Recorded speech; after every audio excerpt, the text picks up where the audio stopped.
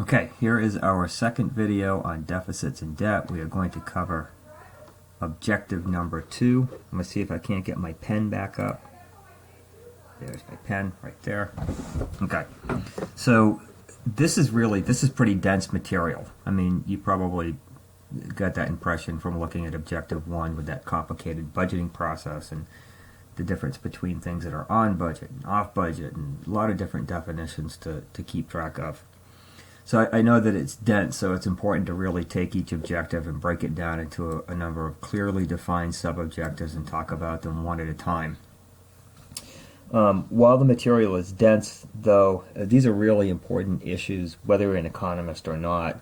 Just as citizens, it's important that you understand the budgeting process, the way that it's supposed to work, how the federal government is getting its money from you, and what they're spending it on your behalf are certainly very important topics. So under Objective 2, what we're going to talk about, how you measure a deficit or a surplus, and we're going to talk about 2 important adjustments to deficits and surpluses that economists like to make when they think about whether or not the deficit that we're currently running is of great concern, for the future stability and sustainability of the economy or not. And those two significant adjustments are adjusting for the business cycle. So we're going to take the deficit and adjust it for the business cycle. And then we're going to adjust it for inflation. So we're going to talk about the difference between nominal and real deficits. So you know by now that whenever we talk about the difference between nominal and real, we're talking about inflation. So we're going to adjust the budget deficit for inflation. Right? And for each one of these concepts, we'll take a look at a time series of data too. There are going to be some calculations that we're going to have to undertake, particularly for this sub-objective, the number 2 and number 3. And I will go to Excel, and I will do those calculations with you in an Excel spreadsheet. Now, let's jump in here, and let's talk about just in general what a deficit is and what a surplus is. So there are going to be some really big, broad accounting definitions that I'm going to give you here. The first thing we need to be aware of is something we've already talked about quite a bit in class. And that is the difference between flows and stocks, right? So a flow is something that's measured per unit time. Right? So we've talked about GDP. GDP is a flow. You measure the amount of income that's generated in the economy per quarter, per year. Whatever the case may be, you're measuring it per unit time. So that's a flow. We think of income as flow. So a lot of times in accounting, we'll call a statement of flows an income statement. Okay? Deficits and debts are flow concepts. They're measured per unit time. We think about the federal government deficit as being, say, $500 billion a year, right? Okay?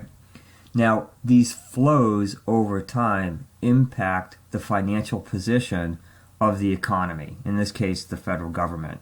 And when we take a snapshot of the financial position of a company or the government or an individual, we call that a balance sheet. And it's a snapshot. It's just a freezing of looking at assets versus liabilities and at a particular point in time. So we've talked about like the balance sheets for the banking system. We spent a lot of time looking at their balance sheets and looking at a little bit of double entry bookkeeping, right? And those balance sheets are what we call stock concepts. Stocks are influenced by flows only over time. So we're going to be talking in the rest of this chapter about deficits and surpluses, which are flow concepts. They're measured per unit time, and the impact that has on the debt. And the debt is not a flow concept, it's a stock concept. So the debt is influenced by whether or not we're running a deficit or a surplus over time. If in a particular year we run a deficit, that's going to add to the stock of debt, and the debt will go up.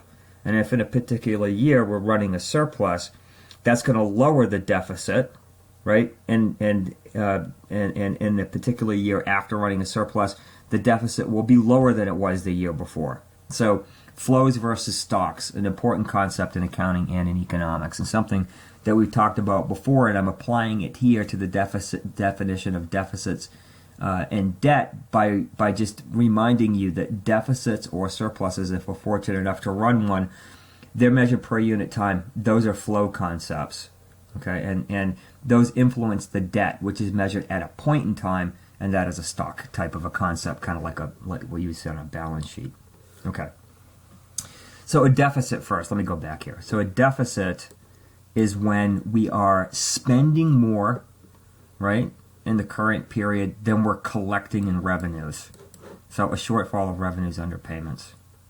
Okay. A surplus is an excess of revenues over payments. So just to give you an example of a deficit, if in a particular year the federal government is spending $3 trillion, but they're only collecting $2 trillion in revenues, they're going to be running a deficit of $1 trillion. Okay, if we reverse those numbers and they're collecting $3 trillion in tax revenues, but they're only spending $2 trillion of it, right, then we would say that the government has a surplus in that case.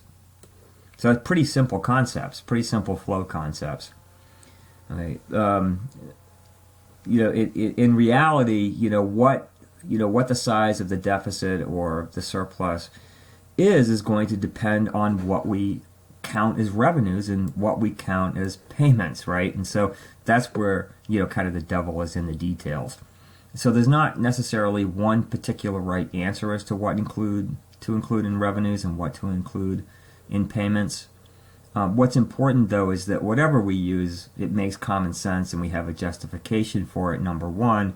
And number two, that we're consistent about applying those accounting rules over time so that we can make fair comparisons between one time period and another, as to what's happening to the deficit or the surplus. Okay. In the short run, if the economy is below potential GDP and we're in a recessionary gap, then economists, typically think that deficits are a good thing. It would be deficits, for example, that would, shift out the aggregate demand curve and help the economy recover from a recessionary gap. Now, in the long run, though, right, surpluses are considered better than deficits by most economists, whether you're Keynesian or New Classical, either way. Surpluses are better when the economy is at or above potential GDP. And the reason is that if the economy is running a budget deficit even when they're at potential GDP, then the government is competing against private enterprise in the private sector of the economy for loanable funds, right? And that's going to drive up interest rates, and it can crowd out potentially investment. So most economists believe that the private sector of the economy is better able to determine what we should be investing in than the government is. And so when we're at potential GDP or above it, then the government shouldn't be running a deficit and competing against private enterprise and the private sector of the economy for those funds that can be invested with probably a higher return for the economy than the government can provide through its own investment, or its own government expenditures. So it's not that the government shouldn't have expenditures to support various types of programs like environmental protection or education where we're at potential GDP. It's just that we should make sure that whatever we decide to spend in terms of dollars is fully covered, by the tax revenue that's collected. Okay. So the first of the three major topics that we want to talk about in terms of of the budget and the complexities and trying to figure out what shows up in revenue and spending and what doesn't, that's going to determine what we calculate in terms of the deficit and the surplus. The first thing we want to talk about is on budget accounts versus off budget accounts. All right, so an on budget account is an account whose balance is determined by the normal budgeting process. The normal budgeting process is the process that we outlined in the previous video with that flow chart, the appropriations process. If it's determined in the appropriations process, like the budgeting process for for defense spending, the budgeting process for the Department of Education, the budgeting process for the Department of Energy, etc., right? Then it's an on-budget account, okay? The off-budget accounts are accounts that you can think of off as being sort of like hands-off, right? This is stuff that is not, right? It's not part of the normal budgeting process. And it's not part of the normal budgeting process in order to protect entities from the normal budgeting process and the politics surrounding it. And the two biggest ones, as I mentioned in the last video, are Social Security and the Post Office. I'm not going to talk much about the Post Office. They're not that big a player in the overall macroeconomy. Certainly the most important off-budget item that we're going to think about is Social Security. Okay, so I'm going to have a little bit more to say about Social Security, the way that it's structured, its history, the pending Social Security crisis and insolvency, and kind of how that came about, and the impact of Social Security numbers on the consolidated budget, which is the two of these two budgets together, and the on-budget accounts. Okay, so we're going to take a look at that and talk a little bit about Social Security on the next slide. But the consolidated budget includes all of the on-budget accounts and all of the off-budget accounts. And this is typically what you see in the news media. The news media will typically report to you the deficit on the consolidated budget. Okay. Here is a picture where I have graphed for you. I haven't really manipulated the numbers at all. I just went out to the Congressional Budget Office and I took the total budget deficit. That would be what I called here the consolidated budget. The consolidated budget is what I call total, and that's the blue line.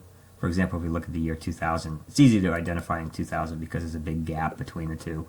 That's the total. Well, in this year, it's actually a surplus. The total surplus on the deficit. The total surplus on the federal government budget for the year 2000, which includes all of the on-budget and the off-budget items. Okay, and then what I have in this maroon color, right? For the same year, you can see it's lower. I have the surplus that is just on the on-budget items. So I've eliminated essentially Social Security and the Post Office, but let's not talk that much about the Post Office. They're not that important. So at least they're important, but they're not. I know maybe some of you have relatives that work for the Post Office. Don't tell them I said that. Okay, they're important, but they're not important to the overall numbers in the budget that much. So the gap between these two here really represents a surplus on Social Security. So what this positive gap between the blue line, right, the total budget surplus in 2000, and the magenta colored line, right, and that's the surplus on just the on-budget items, what that vertical gap represents is the surplus on the Social Security accounts. Okay, so the government, we learned in the last video, they're collecting payroll taxes from you and your employer, those FICA contributions. They're taking that money and they're spending it in order to support the benefits of people who are currently on Social Security or have a disability and are collecting benefits through Social Security disability. Okay, and the money that they're pulling in from those FICA contributions from you and from your employer are actually larger than what they're spending, and that's called the Social Security budget surplus. So the Social Security system is in a budget surplus. They're bringing in more money than they're spending. Okay, why is that important? Well, it's important for a number of different reasons. First, let's talk about the Social Security system and the way that it's structured, and that will bring me to my main point. The Social Security system was constructed during the Great Depression, and it provided benefits to a generation of people who were retiring and out of work who never paid into the system. And so the idea was that you would build this system, but you would fund current beneficiaries and their benefits, right? Beneficiaries. You would fund their benefits by taxing people who are currently working. And then when those people who are currently working become retired, you would fund their benefits, not with their contributions that they made in the past, but you would fund their benefits with people who were working while they were retired, etc. That's called a pay-as-you-go pension system. So the Social Security system, I want you to understand, is pay as you go. Pay as you go works fine as long as you have a lot of people working to support people who are beneficiaries. Okay, so back when Social Security started, back in the 1930s, there were, and particularly through the 40s and the post-war period, right after the post-war period, there were a lot of workers supporting every retiree. Like 20 workers supporting every retiree. Okay, and then there's this baby boom, and the baby boomers came through the workforce, and there were a lot of workers for everybody who was retired. And now what's happening is that baby boomers and the following generation had fewer kids. They're moving into retirement, but so there are a lot of people moving into retirement, but there aren't as many workers supporting them. And so over the next 20 years, it's projected that the ratio of workers, right, supporting to retirees, in other words, the number of workers supporting each retiree is going to fall to a ratio of like 2 to 1 or even 1 to 1. And so you started out with a system that worked really well because you had 20 people working to support each person who was retired. And now you're moving into, in the future, sometime over the next couple of decades, a situation where that ratio is going to fall from 2 to 1 or even 1 to 1. And that puts a lot of stress on the Social Security system. So it's not a political issue. It's not like the Republicans' fault that Social Security is in crisis. It's not the Democrats' fault. It's just basic demographics. Okay? And, Social Security solvency depends on things like real economic growth. It depends on the rules that apply to the Social Security system and when you can pull out benefits. So we know that that's not part of the normal budgeting process because it's off budget. That's what we're learning about now. But certainly Congress every now and then revisits, the possibility of adjusting benefits, maybe decreasing the amount of benefits that you get, or what is equivalent, which would be raising the retirement age, or maybe indexing benefits for inflation using something less generous than the Consumer Price Index. All of those things are basically ways of trying to extend the solvency of Social Security further into the future, if you will. Okay? And so the alternative to that pay-as-you-go system is what we call a fully funded pension system. A fully funded pension system would be something like my 401k.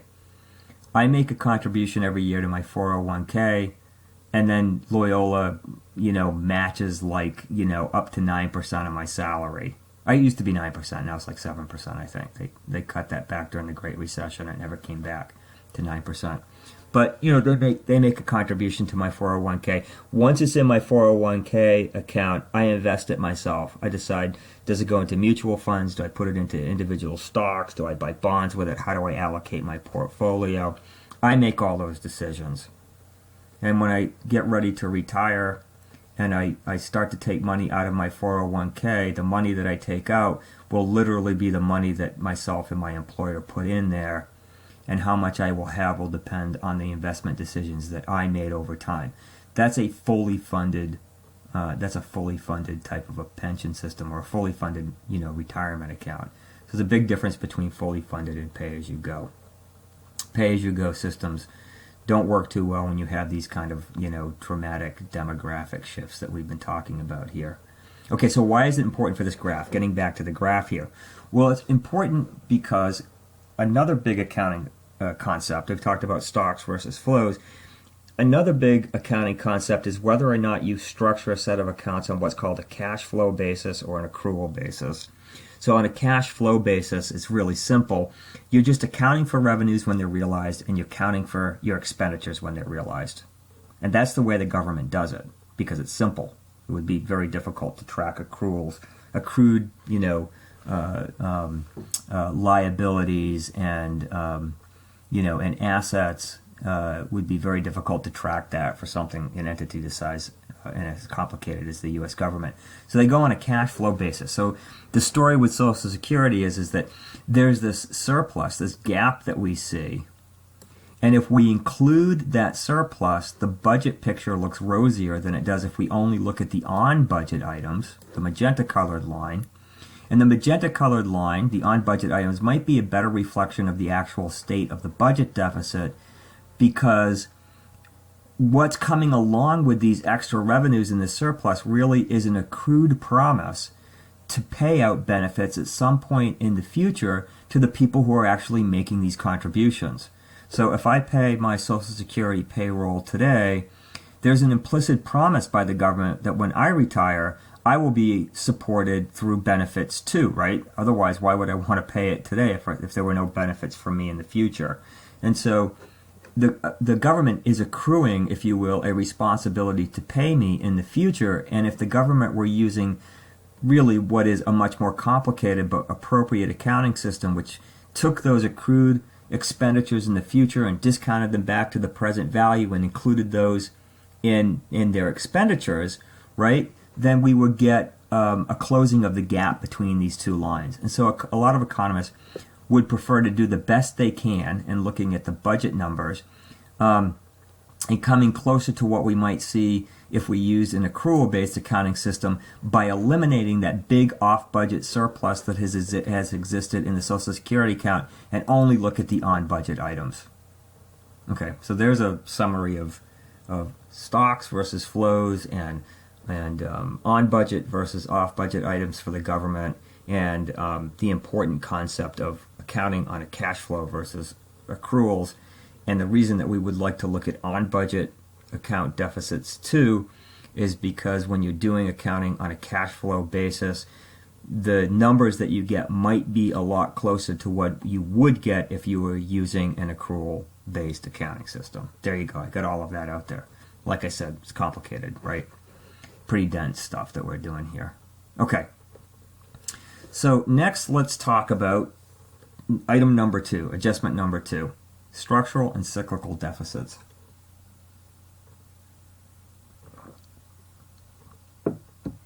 Okay. A lot of government spending and a lot of government revenue depends on where the economy is relative to potential GDP.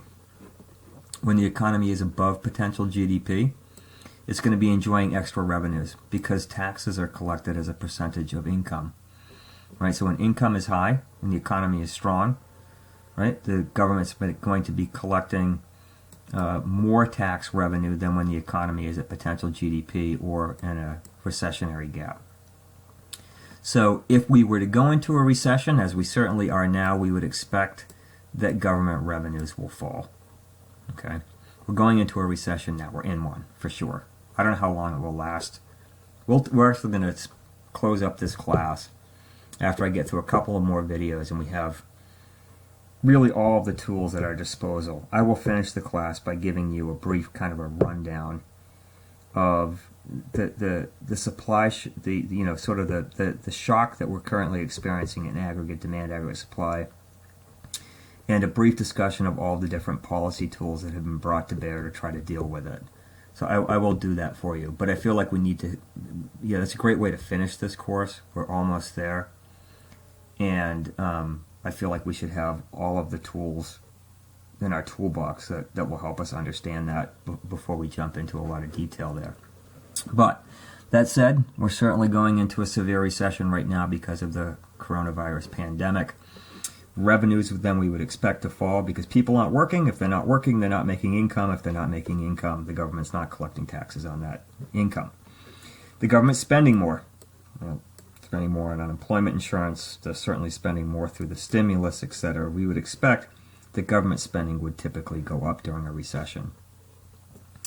So we would expect the government to run a deficit during the downturn in the business cycle during a recession. We call that the cyclical deficit. I guess I'll start down here. The cyclical deficit. That's the part of the deficit that exists, but it's because the economy is operating below its potential level of output. Okay? Now, economists would expect this to happen, and based on the previous slide, most economists would think that it's a pretty good idea to pass that stimulus package, right? And that a cyclical deficit is an appropriate thing to do during an economic downturn. However, it's also true, as we saw in the previous slide, that most economists believe that the government should at least balance its budget, if not run a surplus, when the economy is at or above potential GDP. And so what we do, we're not very concerned about a cyclical deficit. We expect that. We actually think it's a pretty good thing to do that, typically in economics. But we also recognize that when the economy is at potential GDP, we should eliminate the deficit. And so if there is still a deficit when the economy is at potential GDP, then we call that the structural deficit. And we can measure that. We can, at any point in time, we can hypothetically ask, what's the actual deficit, and what would the deficit be equal to if we were at potential GDP? And if we can calculate the cyclical deficit, then we can adjust the actual deficit in order to come up with a structural deficit. And we can basically break the deficit down into two components, one which is structural and one is cyclical. And economists spend a lot of time focusing on the structural deficit because if it exists and it's large, it suggests that maybe the spending habits of the federal government are not sustainable over a long period of time. There's some, kind of sustainability issues there. So there is disagreement about what percentage of the deficit is structural and cyclical, basically because there's disagreement about, what to measure in the in the deficit and surplus, what should count as revenues, what should count as expenditures. We talked about that already. Okay, that's going to lead to some disagreement. And then there's disagreement here because different people come up with different estimates of potential GDP. And to calculate the cyclical deficit, we have to know what's actual GDP and what is potential GDP equal to. And so if there's any controversy about measuring potential GDP, there's going to be disagreement about how much of the deficit is cyclical and how much of it is structural. Regardless, I'm going to give you a pretty standard way of adjusting the deficit in order to calculate its two subcomponents, structural deficit and cyclical deficit. And it starts here with what we're going to use as step one. The cyclical deficit we're going to calculate as the tax rate multiplied by the difference between potential and actual output. Okay, so potential GDP, if it's greater than actual GDP, we'll have a positive number here. Okay, and we will multiply that by the tax rate. We'll come up with a positive cyclical deficit during a recession. So, typically I think of deficits as being negative numbers and surpluses as being positive numbers. I'm just sticking with your textbook here, and that's not what your textbook shows. Your textbook does this calculation and assumes that if you come up with a positive number, you're in a deficit. Minus a deficit is a surplus, so negative numbers are surpluses. So I know that sounds a little weird. If I were writing your textbook, I would reverse the potential and actual output in this formula so that deficits were negative, and surpluses were positive, but I'm not going to do that to you. I'm going to stick exactly with what's in your textbook here. So just remember that, though. By convention in your textbook, deficits are positive numbers and surpluses are negative numbers. It's just a matter of arithmetic. Once we've, actually let me say a couple other things about this. So what we're doing is we're adjusting the deficit. We're figuring out what part of the deficit exists because the economy is fortunate enough or unfortunate enough to be operating away from potential. So like if actual output is larger than potential output, then the economy is in sort of this fortunate position where it's collecting an unusually high amount of tax revenue, and that's going to lead to a negative number in this formula, which would be a cyclical surplus, right, based on the conventions that we just talked about. And if we're unfortunate enough, as we probably are right now, very unfortunate, to have actual output well below potential output, this is going to be a positive number. We're going to be missing out on that gap, that income gap. We're going to be missing out on revenue equal to the size of that income gap times the tax rate. And then we'll come up with a positive number, and that will be a cyclical deficit, not a surplus. Okay, once we've calculated that, we can move to step two. That involves just taking this first formula and solving it for the structural deficit. So that's the actual deficit minus the cyclical deficit. Okay, I'm going to show you how to do this. Okay, we'll do one calculation here together. So much of the current deficit you'll see when we do the numbers is structural.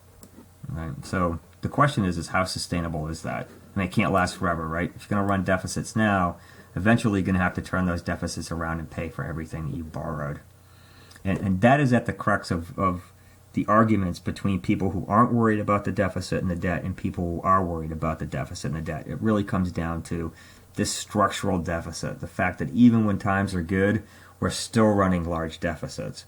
That's clearly not sustainable over the long run. So when do we turn that around, and how does that turnaround happen where we start becoming, I don't want to call it more fiscally responsible, but when does it turn around and we start paying off our debt and the interest that we've accumulated on it by running surpluses instead of running deficits, structural surpluses and structural deficits. So here's an actual example. I'm going to work through this with you. We're going to switch over to Excel here. I'll work through this with you. GDP in 2016 was $16.9 trillion. All this is measured in billions. Potential GDP was $16.6 trillion. The average tax rate in the U.S. economy was 28%, and the deficit was $552 billion. I'm going to show you how to calculate the structural deficit. To calculate the structural deficit, we will do it in two steps. We will calculate the cyclical component, and then we will take that cyclical component, and we will kind of net it out of the actual deficit here of $552 billion to come up with a measure.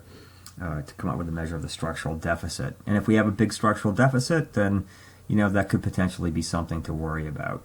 Okay, if most of the deficit that exists, this $552 billion, if most of that deficit is cyclical and it's not structural, then we probably have less to worry about. Okay, let's go to Excel and do the calculation. Okay. I was doing other calculations. We'll come back to this. Okay. Let's fill in what we know. Okay, so we know that GDP, we're going to have a table here. We're going to have GDP, and we're going to have, I'm going to call it PGDP, which I'm sure you can guess, stands for potential GDP. We're going to have a tax rate. Okay, we'll put that there. And we are going to also need, see, what else do we need? We have GDP. Oh, we need the deficit. So this would be like the deficit reported on the, on the consolidated budget or something like that. Okay, so GDP, I said in 2016, so GDP is equal to 16,894. Yep. Okay. Okay, about $16.8 trillion. This is all in billions. It's all in billions of dollars. Potential GDP is 16,589. About 50. Ooh, look at that. That's formatted better. I'll have to format these consistently in a minute. The tax rate I said is 28%, so that's 0.28. We'll just put it in as a decimal. That will make it easier to work with, maybe. So, translated it to a percent for me. Anyway. And then the deficit here is going to be equal to $552 billion. Let me format all of these consistently for us. Format these cells. It's a very slow computer. It's not my computer, but for some reason my computer right now, and I haven't figured it out yet, it won't run Panapto, and I really don't know why. Hit OK, is it going to give me, well, try this again. Currency, there we go, I like that.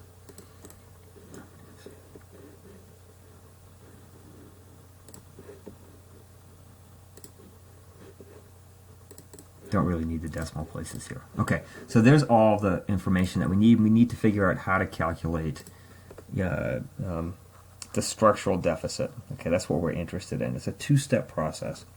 The first step of the process is to calculate the cyclical deficit. Okay, and according to the formula that I gave you, that is going to be equal to, you can see the formula up here if you want to track what I'm doing. That is going to be equal to this 28% tax rate multiplied by the gap tax rate, equals the tax rate multiplied by, there we go, multiplied by the gap between potential and actual GDP. So there's potential GDP minus actual GDP. And before I hit enter here, just notice that potential GDP is less than actual GDP.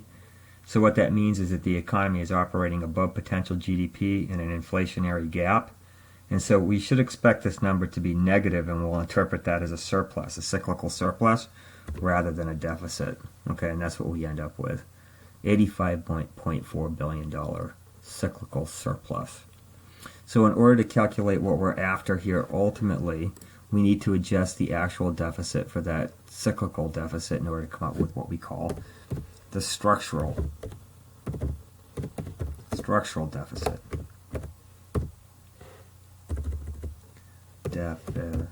Deficit right there, okay? So in order to do that, what we will do is we will take that $552 billion and we'll subtract out, and it'll be subtracting a negative number. So we'll end up with actually a larger structural deficit than the actual deficit of $552 billion. And the story, of course, that we're telling in comparing this number to this number is that the economy is operating beyond potential GDP, so it has the advantage of collecting taxes that it wouldn't tax if we were at potential GDP. So if the economy were to move from its position in 2016 back to potential GDP, the deficit would grow. It would be higher than what we actually see in the consolidated budget. So the structural deficit here in 2016 was actually $637.4 billion.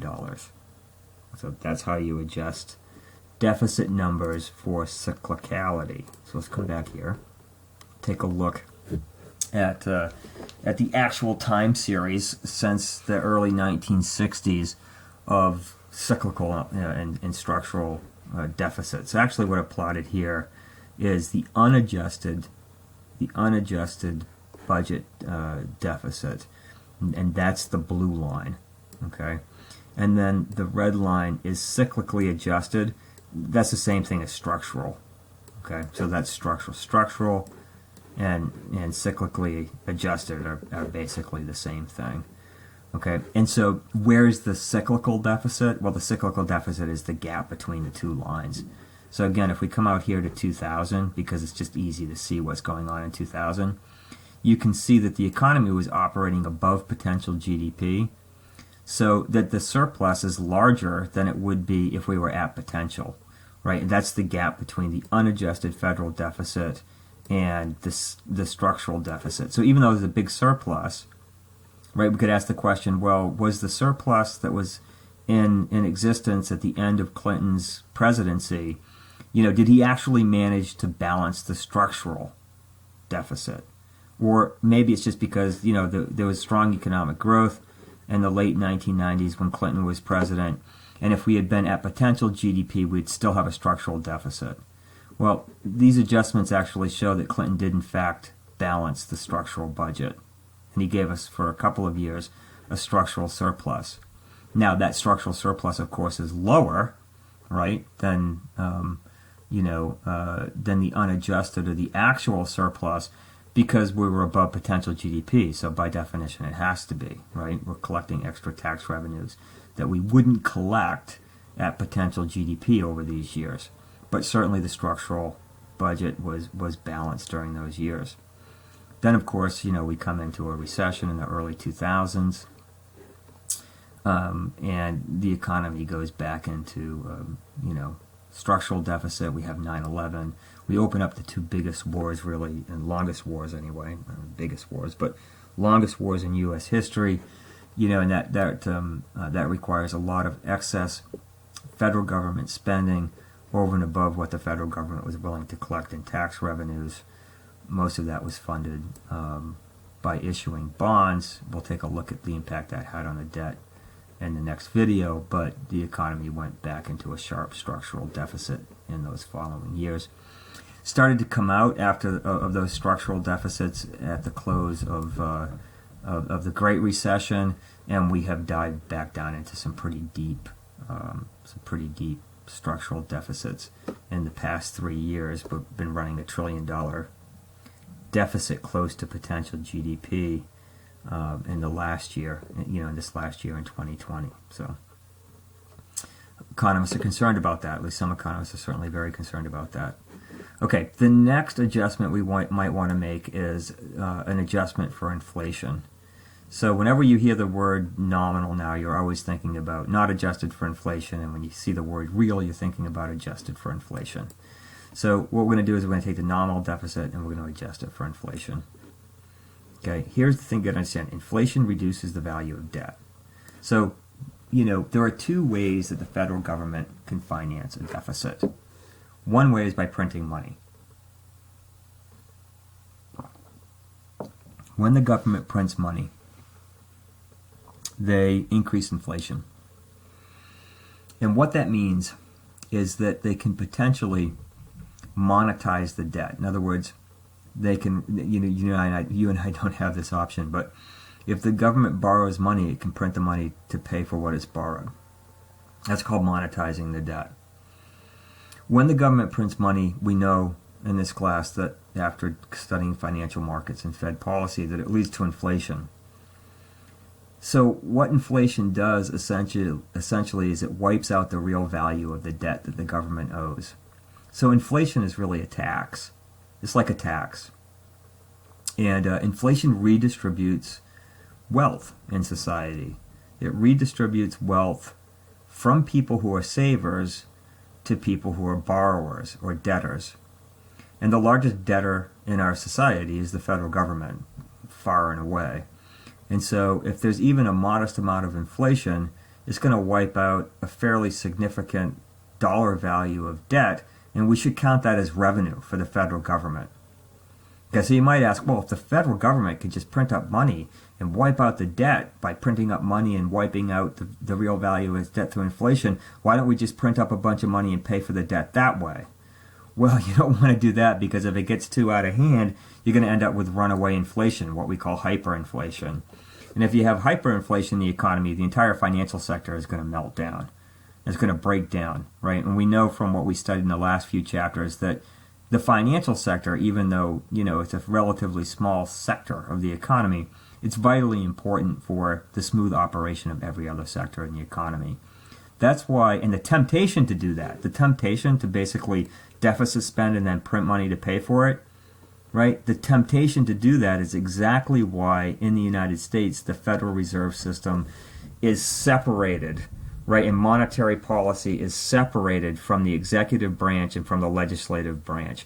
We do not want to trust the president or Congress, no matter who's president or who's controlling Congress. We don't want to trust them with monetary policy. Okay, we want to trust a group of policymakers who are making independent decisions about inflation and interest rates and monetary policy. But we still do have positive inflation. That positive inflation does wipe out some of the value of the debt. That's okay as long as the inflation rate doesn't get out of control, right? So the adjustment that we make is by taking the nominal deficit. Now this could be either, an on-budget deficit, a consolidated deficit.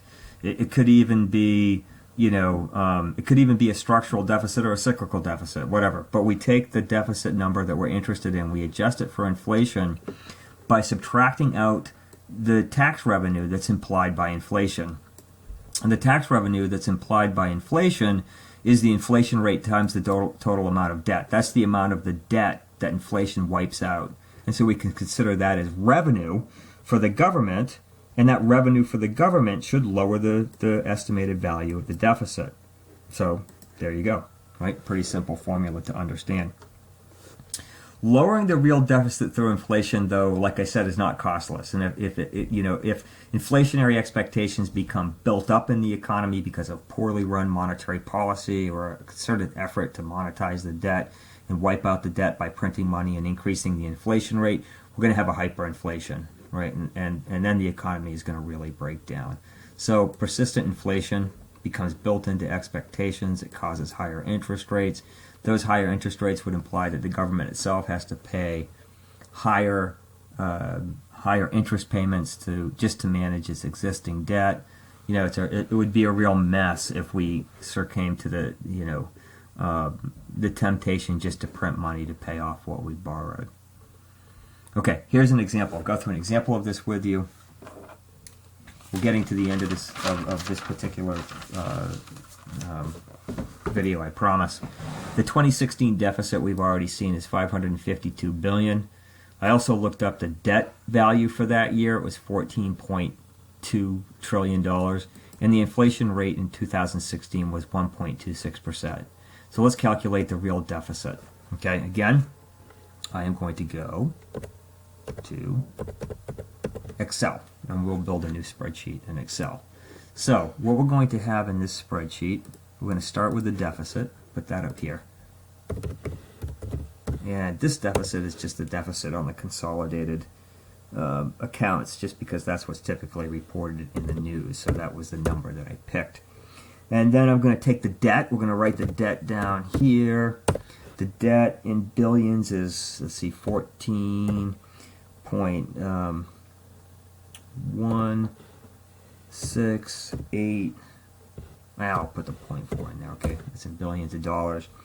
And then the inflation rate in 2016, that was equal to 1.26%.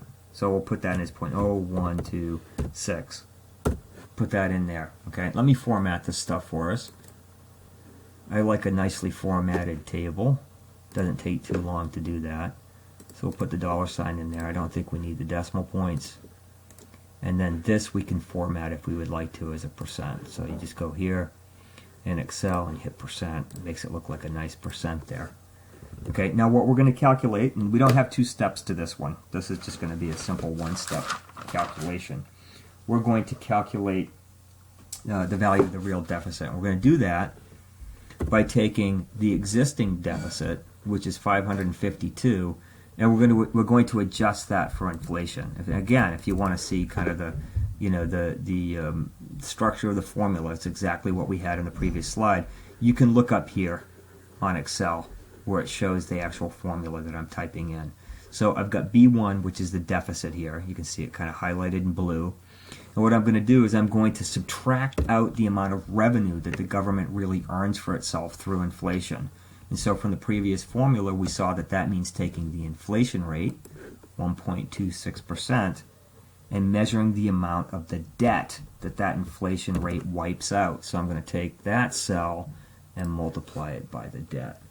I'm going to hit enter, and I'm going to find, I hope, a deficit that's lower than 552 billion. What did I do wrong? I've got B1 minus the inflation rate of 1.26 times B2. It may be the case that we need to reformat these. The difference might be very slight. So let me do that format. We'll go to here. And we'll go format. Is that what's going on? Looks like my, no. Okay, let's do this again. Okay, we'll do it again. Okay. So I don't know, somewhere in there that my formula is not quite working right. It's just recreating 552. So equals the deficit, right? And then we're going to subtract out from the deficit the 1.26%. I'll type it in. 1.0126 multiplied by the value of the debt. Enter. Okay, that worked out better. That's kind of what I expected. All right, not sure what I did wrong before. Doesn't matter. Okay, what you can see is that the inflation-adjusted deficit is lower than the reported deficit on the consolidated budget. That's what to expect because inflation was positive. The debt's huge and positive, so that small inflation rate is still wiping out quite a bit of debt. When we count that as revenue, it makes the budget deficit look smaller than it was without doing the inflation adjustment.